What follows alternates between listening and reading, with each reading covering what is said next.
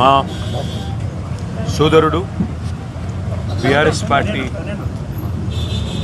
Social media convener, అదేవిధంగా తెలంగాణ ఉద్యమంలో క్రియాశీలంగా పనిచేసిన విద్యార్థి నాయకుడు, Telangana state mineral development corporation మాజీ అధ్యక్షుడు సోదరుడు మన్నె క్రిషాంక్ గారిని ఒక ఫ్రివలస్ కేసులో, అంటే ఒక పనికిమాలిన కేసులో చేయని తప్పుకు ఇవాళ అరెస్టు చేసి ఈ రాష్ట్ర ప్రభుత్వం గత వారం రోజులుగా వేధిస్తూ ఉన్నారు.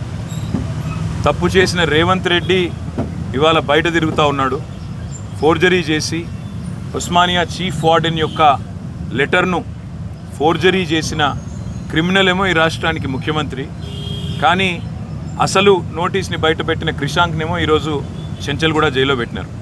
దీన్ని బట్టే చెప్పవచ్చు ఈ రాష్ట్రంలో వ్యవస్థ ఎట్లా పనిచేస్తూ ఉంది, ఈ రాష్ట్రంలో ప్రభుత్వ పనితీరు ఎట్లా ఉందో దీన్ని బట్టే చెప్పవచ్చు.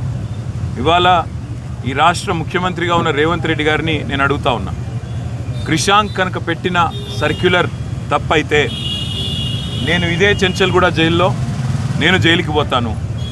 ఒకవేళ నువ్వు పెట్టిన సర్క్యులర్ ఫేక్ అని మేము రుజువు చేస్తే నువ్వు జైల్లో కూర్చుంటావా అని చెప్పి నేను రేవంత్ రెడ్డిని అడుగుతా ఉన్నా.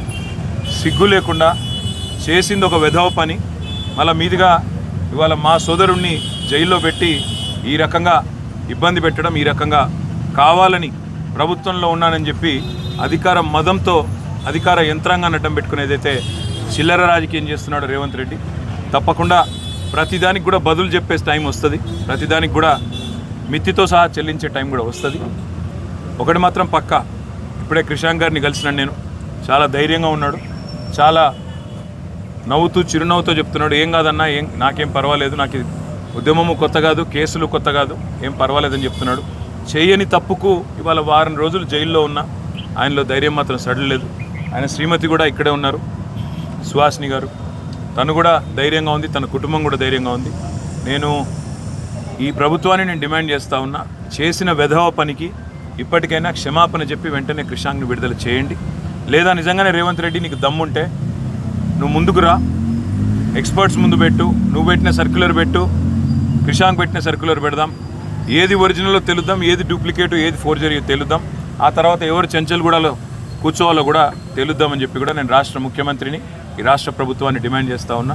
ఇకనైనా బుద్ధి తెచ్చుకొని, ఇకనైనా సిగ్గు తెచ్చుకొని, చేసిన తప్పును సరిదిద్దుకొని మరి వెంటనే క్రిషాంక్ని విడుదల చేయాలని చెప్పి కూడా నేను డిమాండ్ చేస్తాను.